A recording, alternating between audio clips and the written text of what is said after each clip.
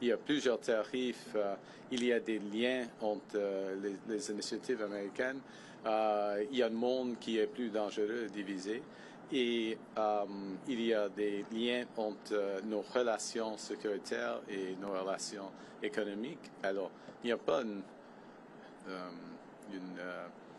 une initiative canadienne qui peut changer cette situation.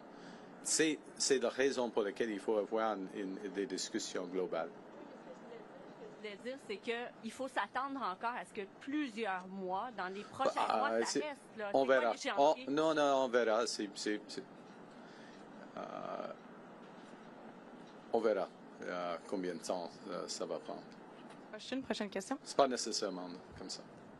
Hi, Prime Minister. Joanna Smith from The Logic. At one point during the meeting in the Oval Office, the President, when talking about the tariffs and talking about a deal, also made very clear that when it comes to autos, his goal is to have car makers make them in the U.S. and for the tariffs to not make any economical sense to be made in Canada anymore. Do you anticipate lifting tariffs on autos at any point? And what did you tell him in the room about that topic?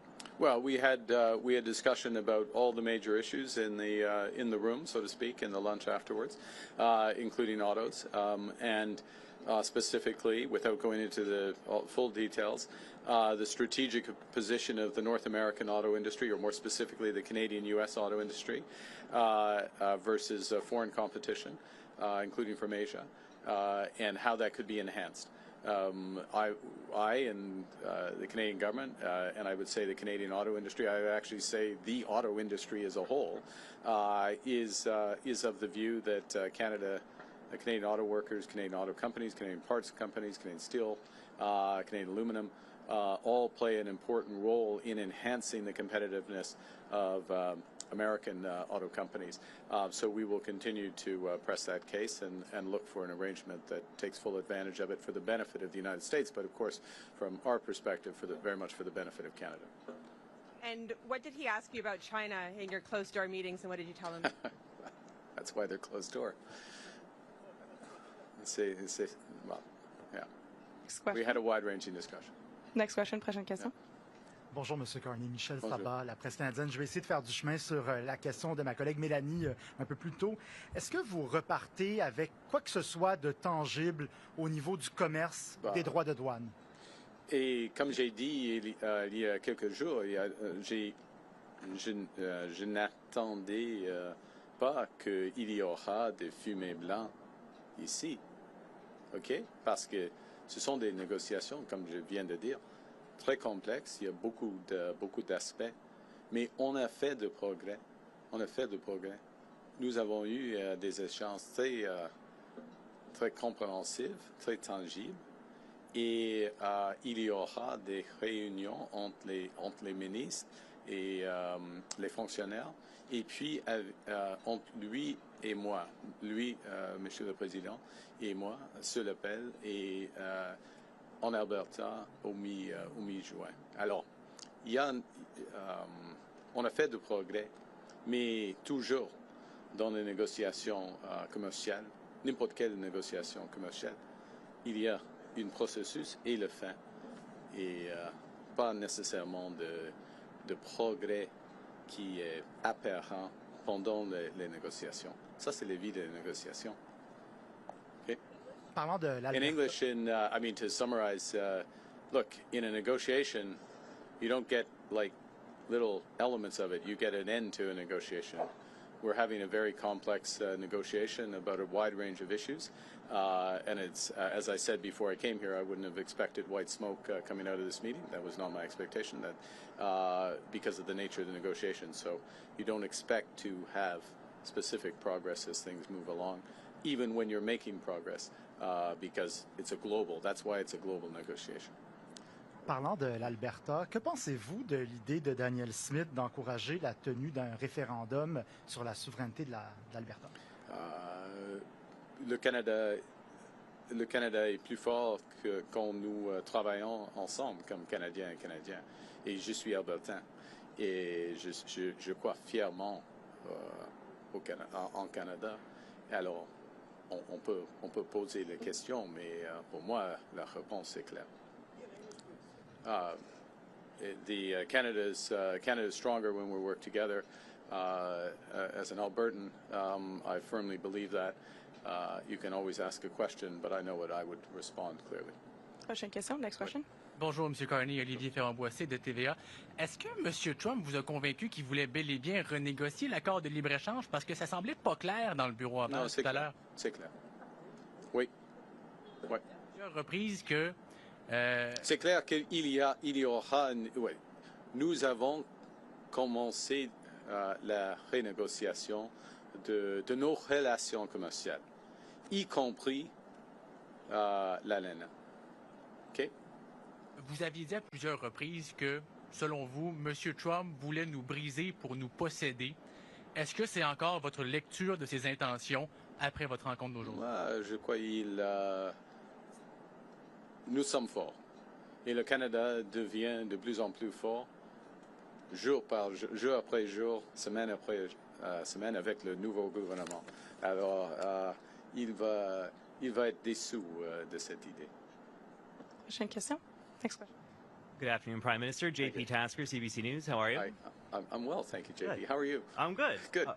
Do you feel better or worse about Canada-U.S. relations after meeting with the President today?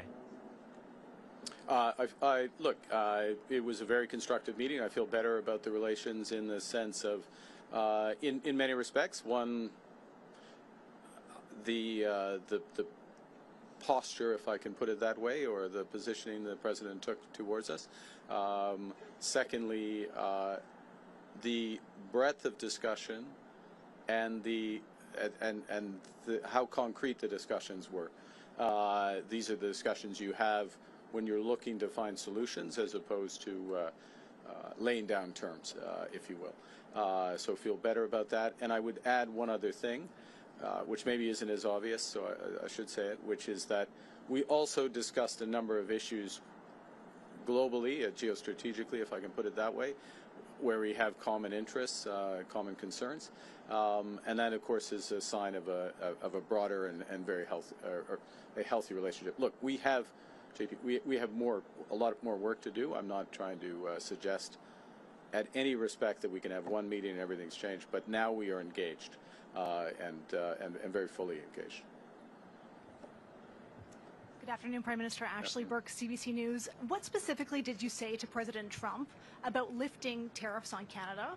And based on your conversations, what do you think it would take to get those tariffs lifted, and how long could it take? Well, I can't answer the second part of your question because we don't make that decision.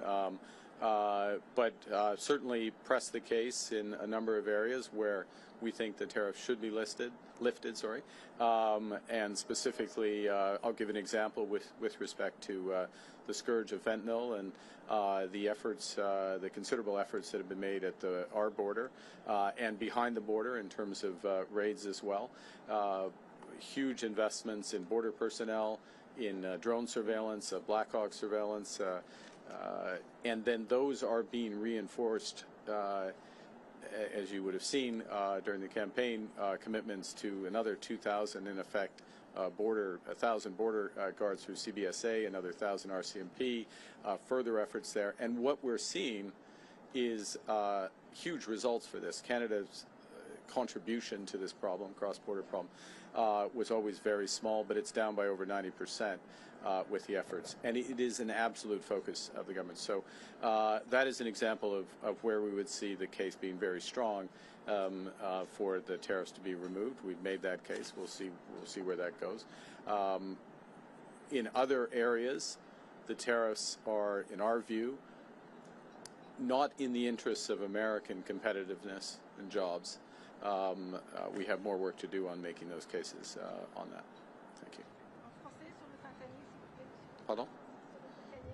Sur le fentanyl, alors, nous avons fait beaucoup de progrès en ce qui concerne le fentanyl. Il y a une chute. On a commencé avec un niveau très bas par rapport au Mexique. C'est moins de 1%, mais il y avait une chute le niveau, le montant de fentanyl, c'est presque 0,1% maintenant des exemples. Alors, mais c'est pas par hasard, parce que nous avons investi beaucoup en ce qui concerne la sécurité de notre frontière, et mon gouvernement va réinvestir de plus, 20% de plus par exemple par rapport les agents de la frontière. Alors, le cas pour enlever ou supprimer les tarifs de fentanyl est très fort maintenant. Thank you. We'll have time for one last question and follow-up. Dernière question et question de suivi. Hi, Prime Minister. Stephanie Taylor with the National Post. I heard you say, there's a difference between the President's comments around Canada becoming a 51st state as a wish versus a reality.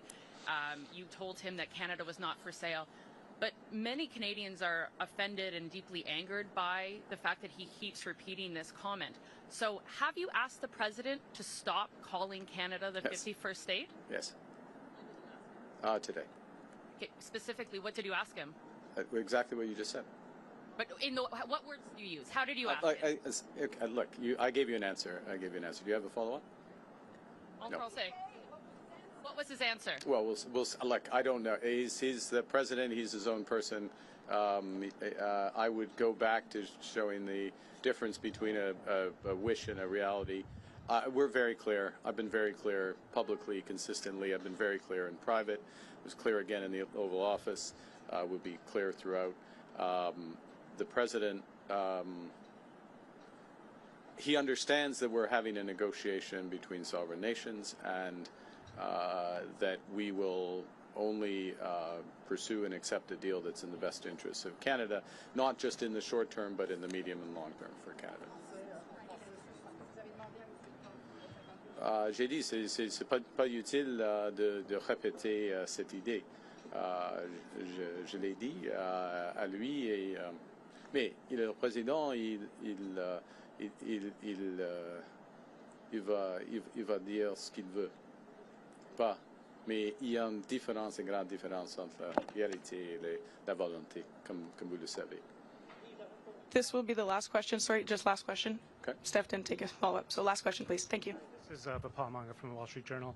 Given what's happened with the USMCA and the tariffs that Canada is facing, how do you trust that the U.S. right now is negotiating in good faith, and how do you trust any deal you sign with them? We'll make that determination over the course of the negotiations. I mean, that's the bottom line on that.